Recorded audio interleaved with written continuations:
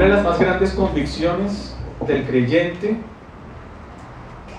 dada por el medio del conocimiento de Cristo y al ver la grandeza, la profundidad de la entrega de Jesucristo en la cruz del Calvario, como una donación del Padre en favor de pecadores, es que definitivamente Dios se revela como gran refugio.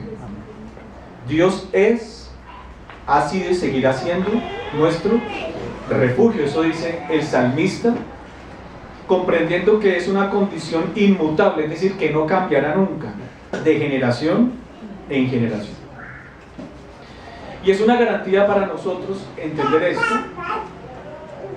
porque cuando sabemos que Dios es este poderoso y seguro refugio, veremos que nada hay que pueda doblegar la voluntad salvífica de Dios. Es decir, no hay nada que pueda frenar la intención que Dios tiene de salvar un pueblo, de mantenerlo, de preservarlo y de llevarlo hasta el fin. Antes que naciesen los montes y formase la tierra y el mundo, es Dios desde el siglo y hasta el siglo. Sobre esta noción, evidentemente Jesús le va a estar recordando a los creyentes que es importante saber que Dios está antes de todas las cosas, que es refugio perpetuo antes que todas las cosas. Antes que naciesen los montes, antes que Dios formara la tierra, antes que Dios formara el mundo, antes de que vengan los problemas y las tribulaciones, antes de todo eso, hay un Dios que se ha revelado y ha ejercido sobre su pueblo como un gran refugio. Ese es el contexto en el que en Mateo 6 venimos trabajando, en donde el texto que va entre el versículo 25 y el versículo 34 sigue reafirmando esta noción sobre cuán grande confianza debemos tener los creyentes en ese Dios que es antes de todas las cosas, y que por tanto no podemos dejar que ninguna situación en esta vida se levante de forma amenazante contra nosotros, de tal forma que nos genere afán, ansiedad y una preocupación dominante. Y esta perícopa se inserta allí en el capítulo 6 precisamente para decirnos que para poder atesorar el reino, para tener una fe madura, necesitamos reconocer que en Jesucristo Dios es con nosotros. Ese refugio es con nosotros, y que es un privilegio exclusivo de la iglesia, y que creyendo y sabiendo esto, de que Dios ha dado a Cristo especialmente para el bien de su pueblo, ¿por qué dar lugar a la ansiedad? ¿Por qué dar lugar al afán?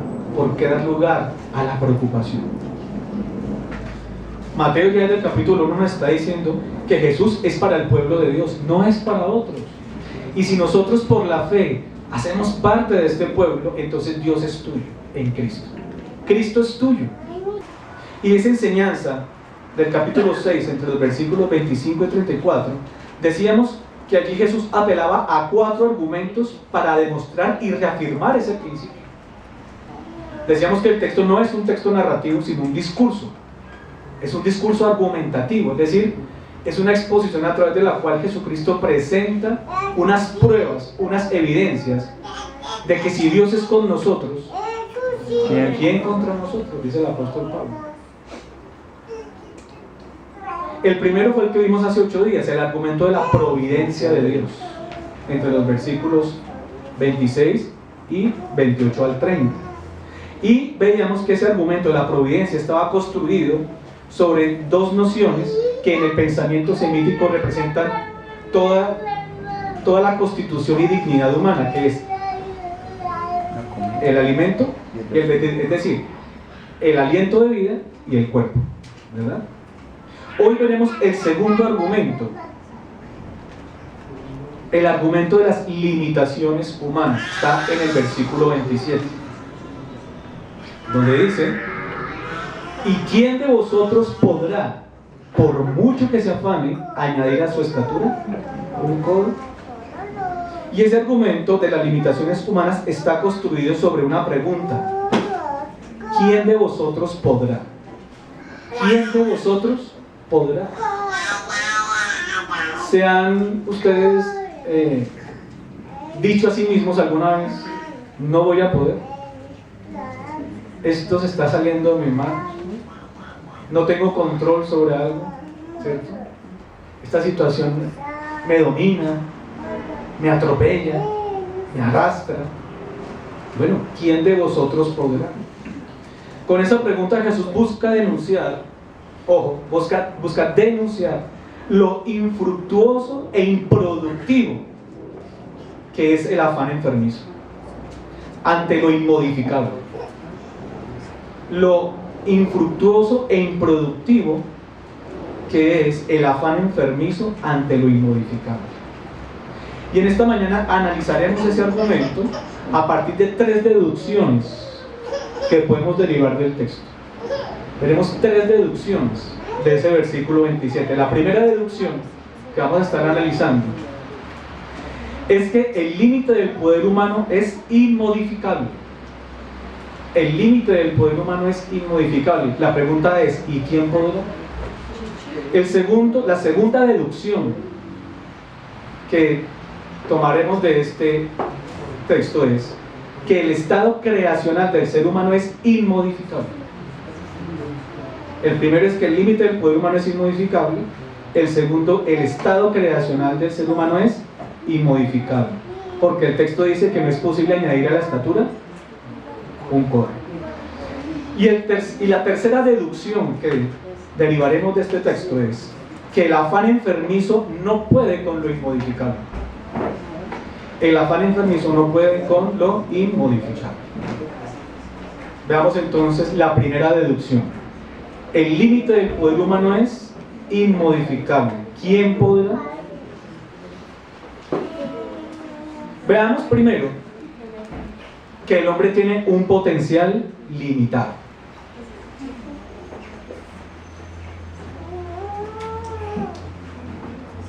El hombre tiene un potencial limitado. ¿De dónde podemos deducir esto? Pues la pregunta hace referencia a las limitaciones humanas. Podemos aportar de una vez entonces la respuesta a esta pregunta. ¿Quién podrá? Nadie puede. Es una pregunta retórica, es decir, que la respuesta es obvia y la podemos aportar nosotros sin que el texto la explicite. Nadie puede. No hay alguien, ni siquiera los discípulos de Jesús, porque recordemos que el Señor está hablando a creyentes, que no tengan limitaciones. Job medita en esto y exclama en el capítulo 7, diciendo en el versículo 1: ¿no es acaso brega la vida del hombre sobre la tierra, y sus días como los días del jornalero? ¿Por qué es brega la vida para el hombre? Porque el hombre frente a la vida tiene muchas limitaciones. Y allí mismo en el capítulo 7, entre los versículos 4 al 6 dice: cuando estoy acostado, digo, ¿cuándo me levantaré? Porque aún el descanso se convierte en una cadena para uno. Porque una vez en estado de reposo, ¿qué camello levantarse, cierto? Mas la noche es larga, dice Job, y estoy lleno de inquietudes hasta el alba.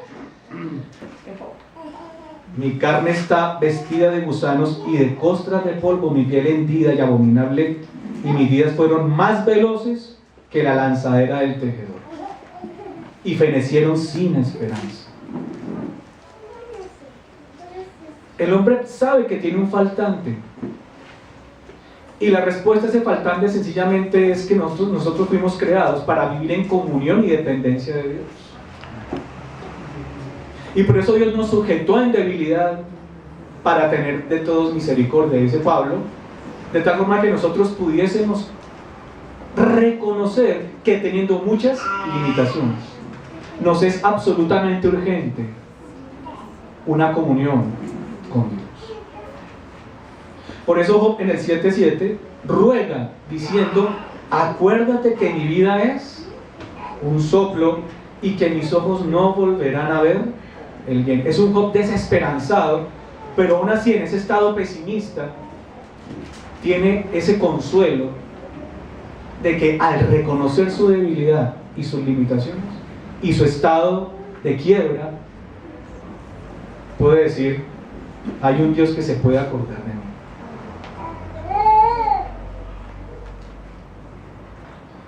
Entonces, no debemos temer en sí al fracaso o a la pérdida, sino a que nuestro corazón no esté entrenado para invocar de inmediato la asistencia de Dios. Quien es torpe en la búsqueda de Dios vivirá agobiado por todos los males y las aflicciones que implican el estar en este mundo caído. Y el salmista en el 144, versículos 3 y 4 dice: oh Jehová, ¿qué es el hombre para que en él pienses? ¿Cuál es la respuesta a eso?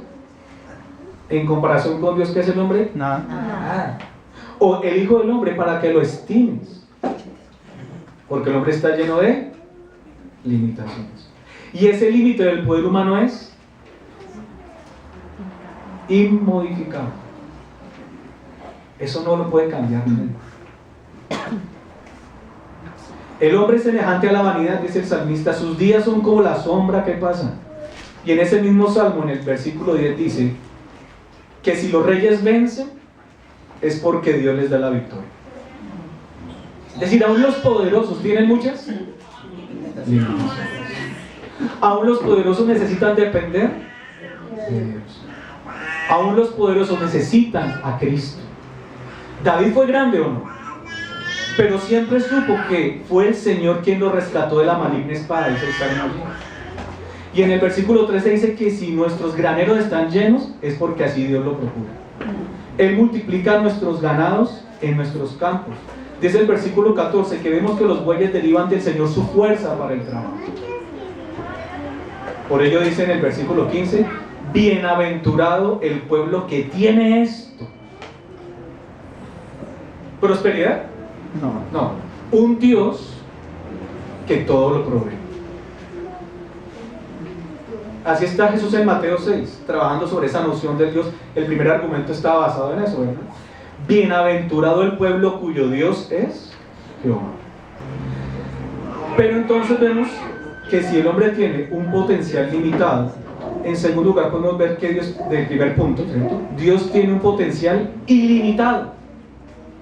Dios tiene un potencial ilimitado. Entonces, si bueno es reconocer que tú y yo tenemos un poder limitado, que estamos sujetos a muchas debilidades y limitaciones, es para que de inmediato nosotros podamos mirar hacia el cielo y reconocer que hay un Dios que sobrepasa nuestro entendimiento, que sobrepasa nuestras capacidades, que sobrepasa nuestra condición, por cuanto Él en sí mismo es un ser absoluto, omnipotente, omnisciente.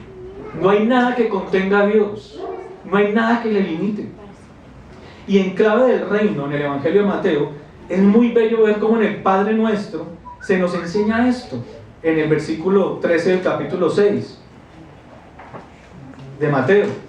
Cuando oramos y no nos metas en tentación, estamos hablando, o mejor, estamos invocando un Dios que puede ayudarnos a ser libres de la presión de una tentación que nosotros no podemos dominar.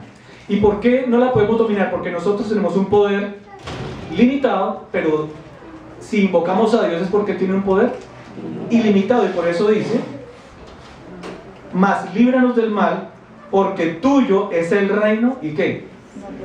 Y el poder y la gloria, por todos los siglos. Solo Dios es omnipotente y por tanto libre de limitaciones. Solo Dios es autosuficiente y por tanto libre de dependencias.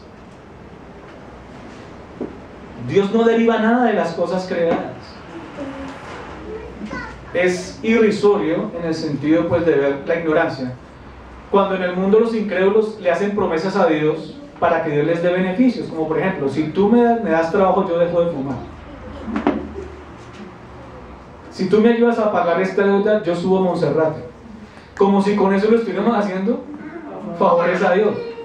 No, Dios no deriva nada de las cosas creadas, ni siquiera gloria, pues la creación no le atribuye gloria a Dios, sino que revela la gloria de Dios. Vemos a Dios usando medios para alcanzar sus fines, pero no en dependencia de los medios que usa para alcanzar sus fines. Vemos a Dios placiéndole hacer partícipes a las criaturas del desarrollo de sus designios, pero sin depender de ellos. Dios es el único ser al que no se le pueden hacer favores. Y Dios no pide favores.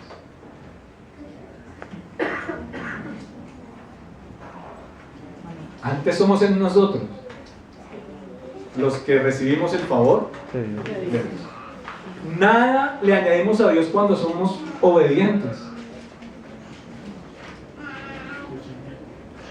ni cuando hacemos lo que nos es mandado hacer, incluso haciéndolo somos malos siervos, dice la Biblia, porque lo que se les mandó a hacer eso están haciendo. Ahí no están haciendo nada de más, no es ninguna gracia que cumplamos con el deber que tenemos delante de Dios. Dios es autosuficiente. Dios no necesita de las criaturas.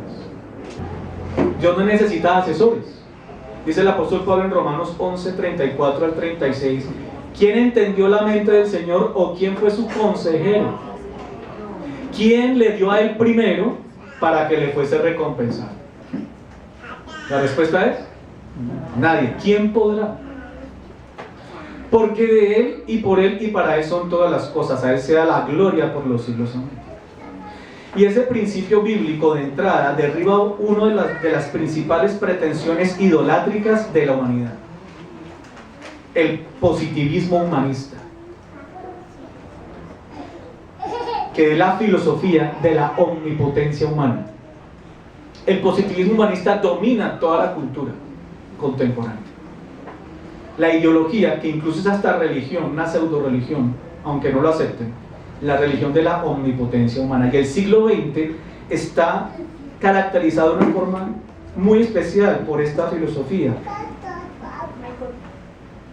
Y una de sus expresiones es el cientificismo. El cientificismo es la tendencia idolátrica a divinizar la ciencia. El cientificismo es una tendencia idolátrica a divinizar la ciencia. ¿Cuándo qué? Cuando se dice que la ciencia, que no es mala en sí misma, es la única fuente de explicación de todo lo que existe. Que la ciencia es la llave con la que se busca poner el poder del hombre como la única esperanza de progreso y felicidad, sin la consideración de la existencia de Dios. Positivismo humanista. Y una de las hijas de esa forma de pensar es la llamada actitud positiva. Esa filosofía profesa que la actitud personal, la cual está en el interior del hombre, guarda un poder que no encuentra límites. Eso es tener actitud positiva en esa ideología. Pero ¿sabían que la actitud positiva sí habla de límites? Dice: los límites son los que las mismas personas se ponen a sí mismas.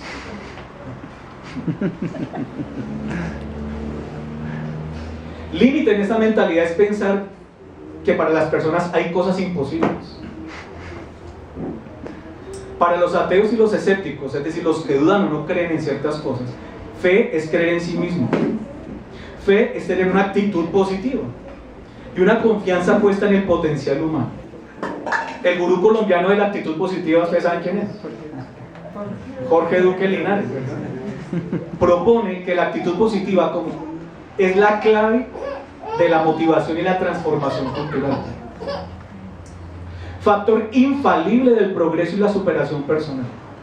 Para Duque Linares y muchos como él, promover una actitud positiva permanente mediante la mentalización o interiorización de principios motivacionales, que son la materia prima con la que se empoderan a los empleados en las compañías, es fundamental para facilitar el desarrollo y lograr todo tipo de objetivos personales, familiares, empresariales y laborales. Y aunque Duque Linares dice que es un motivador católico, la verdad es que lo que él postula es la idolización del potencial humano, y es en esencia puro ateísmo. Y este es el principio que se halla en el contenido de todos los libros de superación personal, que aún muchos cristianos leen. Pero ¿cómo responde la Escritura a esa idolatría del poder humano?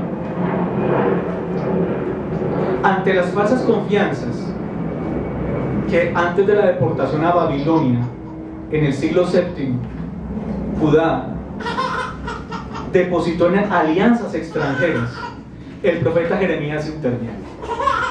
Y en el capítulo 17, versículos 5 al 6, el profeta dice: así ha dicho Jehová, maldito el varón que confía en el hombre.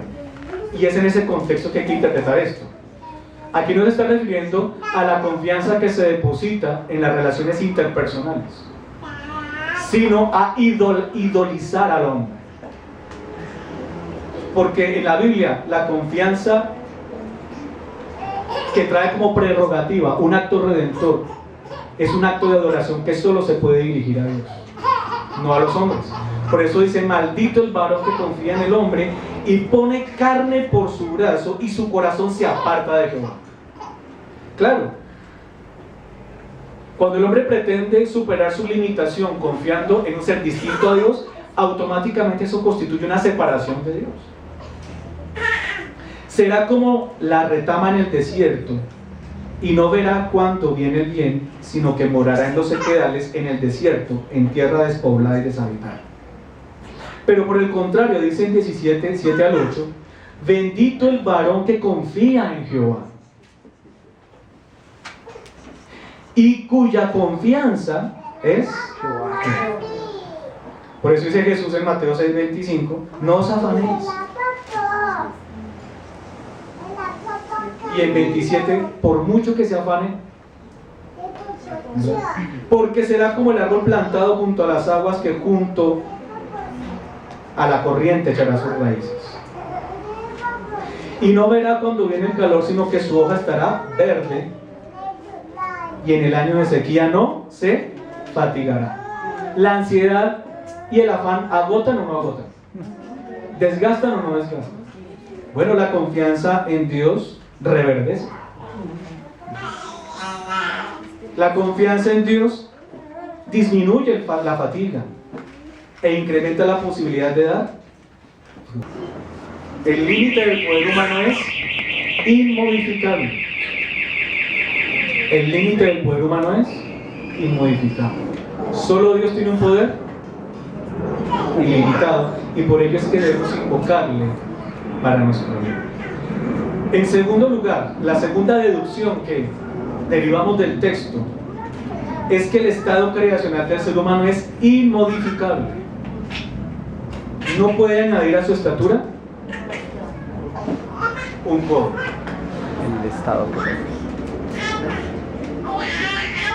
El estado creacional del ser humano es inmodificable. Miren, una de las características del universo y del ser humano que revelan incluso la existencia de Dios, lo vimos en el Cineforo, este argumento, es la manifestación de leyes precisas y permanentes a través de las cuales Dios rige todas las cosas creadas y a través de las cuales las mismas criaturas interactúan. Por ejemplo, ¿ustedes saben cómo se fertilizan las flores? Por el polen. Pero ¿cómo llega el polen a la flor?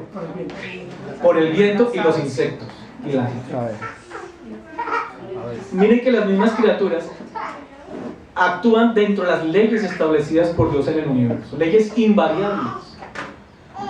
La ciencia y el conocimiento científico son posibles precisamente porque existen leyes universales que trabajan en el conjunto de la creación.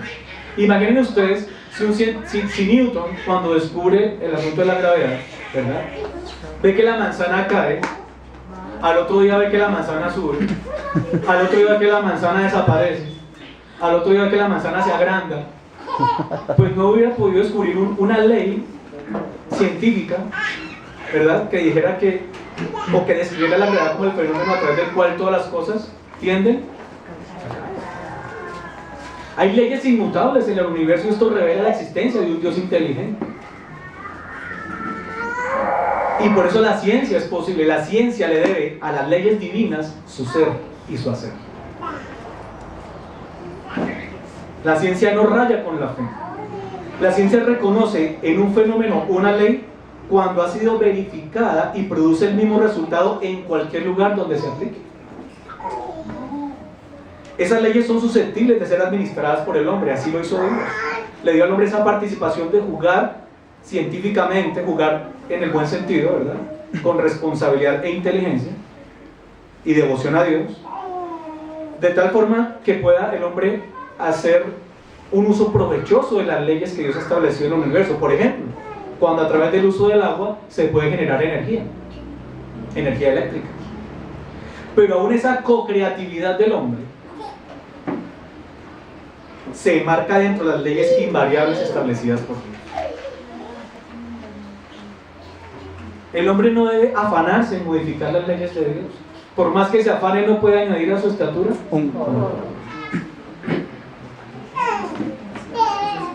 sino trabajar en conformidad con las leyes de Dios. Cuando el hombre trabaja en concordancia con estas leyes, deriva el bien. Y estando presentes también leyes morales en la existencia, vivir en conformidad con ellas acarrea un bien moral. Hay leyes inmutables que no podemos traspasar, pero con las cuales podemos interactuar. Ese es el uso legítimo, bíblico de la ciencia. Esa es la perspectiva cristiana de la ciencia. Proverbios capítulo 8.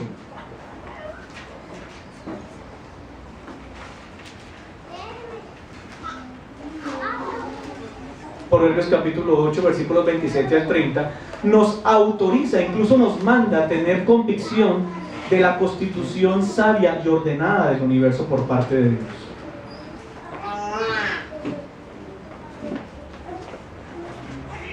Cuando formaba yo los cielos, allí estaba yo.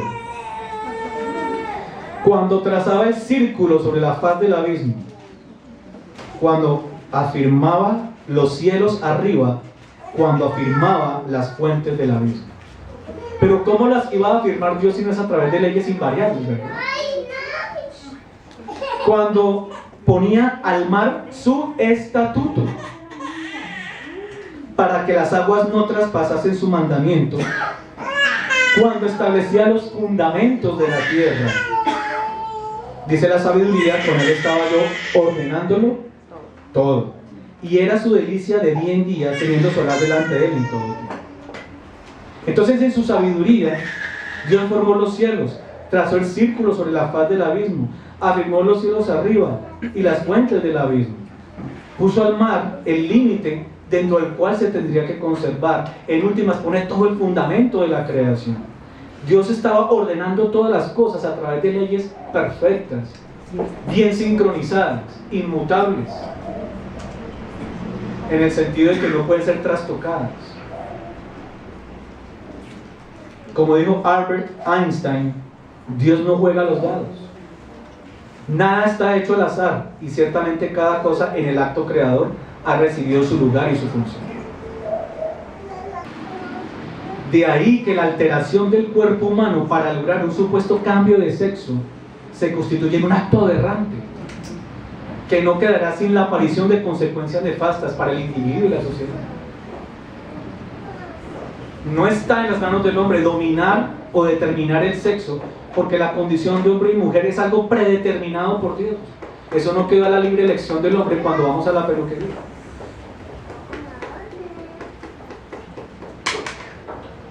No le fue dejado al ser humano escoger ni definir su sexualidad. Lo que hoy llaman orientación sexual, para referirse a la legitimación de toda clase de aberraciones y distorsiones sexuales, no es un rasgo esencial de la creación del hombre. No está en las leyes inmutables de la creación. Toda mujer homosexual o todo hombre homosexual, cuando se ve al espejo, ve un hombre y una mujer.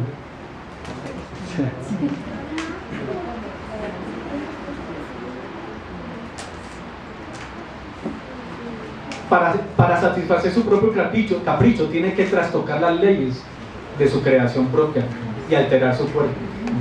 Y fingir a través de una cirugía que es mujer y fingir que es hombre. Romanos 1, 26, 28 deja ver que lo que es contra naturaleza constituye una pasión vergonzosa, no conviene, y es expresión de una mente reprobada en la que por no reconocer a Dios muchos fueron abandonados.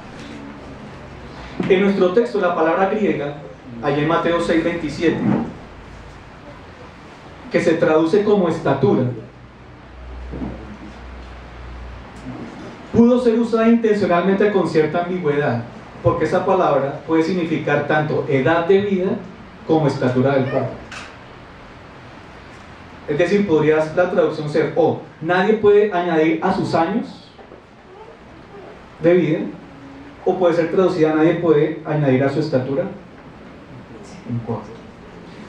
Por lo general traducen estatura por el patrón de medida, pero la palabra ciertamente es susceptible de las dos traducciones. Y las dos cosas constituyen condiciones inmodificables. Por eso nuestro segundo punto es que la condición creacional del hombre es inmodificable. Inmodificable, es decir, que no puede ser modificado, que están fuera del alcance del poder co-creador del ser humano.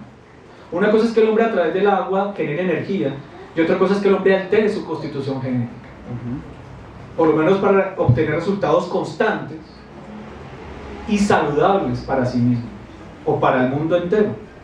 Es un peligroso juego el de la genética si no es usado ese conocimiento con mucha responsabilidad y sobre todo en el marco del temor de Dios, sin reconocer que existe un Dios universal que ha establecido leyes universales que no pueden ser violadas.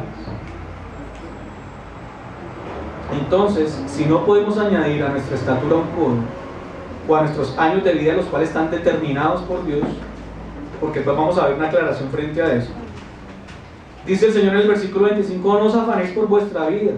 Y en el 27, por más que se afanen, no podrán modificar lo que es inmodificable. Frente a estas condiciones invariables hay que tener contentamiento cristiano.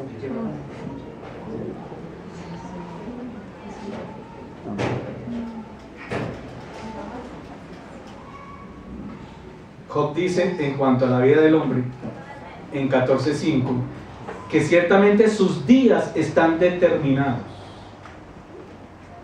y el número de sus meses está cerca de ti, dice Job a Dios. Le pusiste límites de los cuales no pasará. O sea que es una condición creacional inmodificable.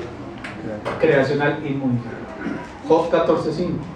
Y en Mateo 10:30 dice que aún nuestros cabellos están todos contados. Ciertamente, vano es todo esfuerzo por modificar lo que no puede ser modificado. No es saludable dejarse dominar por un afán enfermizo para intentar alterar las leyes invariables establecidas por Dios.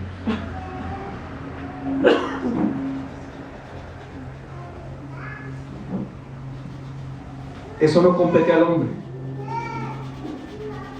En eso no debemos dar lugar al afán. Debemos depositar toda nuestra confianza en el Dios universal que establece leyes universales. ¿Qué es lo que nos compete a nosotros entonces según Jesús en Mateo 6? Dice el versículo 33 que lo que nos compete es buscar el reino de Dios, primeramente el reino de Dios y justicia, y todo lo demás no será añadido. Eso traerá reposo al alma, nos dejará el camino libre para amar al Señor, y por parte de Dios todo lo que Él considere pueda responder a verdaderas necesidades nos será añadido. Recuerden que en 6:8 ya el Señor venía diciendo que Dios está antes de las necesidades porque las conoce antes de que nosotros le pidamos algo, ¿verdad?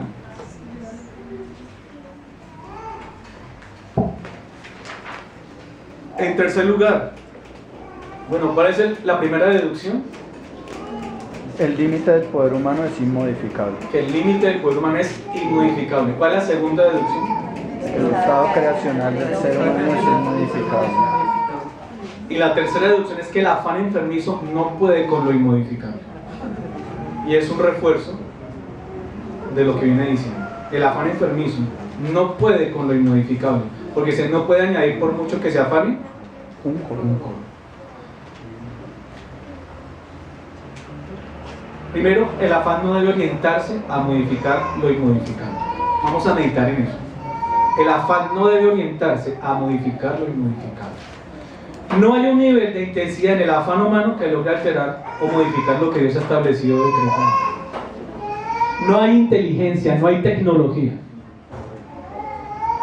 De ahí que el afán no debe orientarse a modificar lo inmodificable, ni a aspirar a manipular las circunstancias universales que solo Dios puede operar.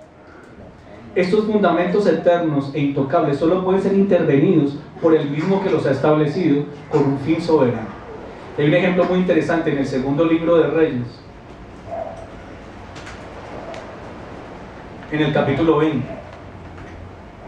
Segundo libro de Reyes, capítulo 20.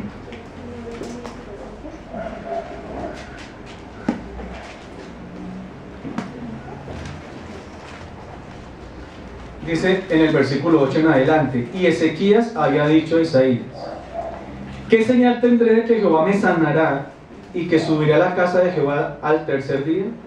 Respondió Isaías: esta señal tendrás de Jehová, de que hará Jehová esto que te ha dicho. ¿Avanzará la sombra 10 grados o retrocederá 10 grados? Ahí está hablando de una ley universal, de la física. Y Ezequiel respondió: fácil cosa es que la sombra decline 10 grados, pero no que la sombra vuelva atrás 10 grados. ¿Por qué no es fácil? Solo le compete a Dios hacer. Porque el hombre tiene limitaciones y porque la misma creación está sujeta a las leyes de Dios. Entonces el profeta Isaías clamó a Jehová e hizo volver la sombra por los grados que había descendido en el reloj de Acaz 10 grados atrás. ¿Pero quién lo hizo? Dios. El único que estableció las leyes universales puede modificar esas leyes sin perturbar el orden mismo de la creación. Sin embargo, frente a esto es necesario hacer una aclaración en cuanto a esto de que el afán enfermizo no puede con lo inmodificable. En el texto de Mateo nos hallamos ante una paradoja, porque por un lado al hombre le ha sido dado influir en la creación hasta cierto punto con su inteligencia y con sus dones. Por eso decía anteriormente, no podemos ir contra las leyes ni trastocar las leyes, sino trabajar en armonía con las leyes para ser co-creadores con Dios. En Génesis no se habla de los aviones, pero con la administración de las leyes del universo establecidas por Dios, el hombre descubre este tipo de elementos, ¿verdad?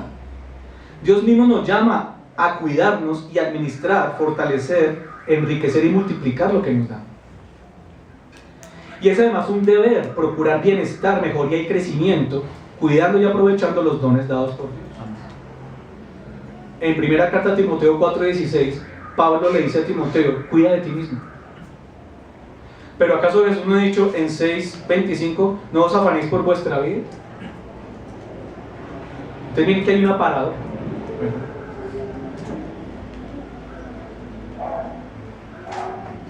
La apelación a las limitaciones humanas, que es el argumento que estamos desenvolviendo hoy, no es para nosotros oportunidad para la holgazanería. Como no me tengo que afanar por la vida, entonces me voy a echar a dormir. No es ocasión para la pereza. No es ocasión para la mediocridad. No es ocasión para ser irresponsables. Pero por otro lado, no tenemos dominio absoluto sobre las circunstancias de la vida. Pablo le dijo a Timoteo: cuida de ti mismo, pero en las manos de Timoteo no está la inmortalidad, o que nunca se le acabe la belleza y la juventud, o que algún día no vaya a morir de algo. Lázaro fue resucitado por Cristo, pero un día volvió al sepulcro. Podemos mejorar nuestra condición de salud y desempeño. Por eso decía que en cuanto al afán habría que hacer una aclaración, ¿verdad?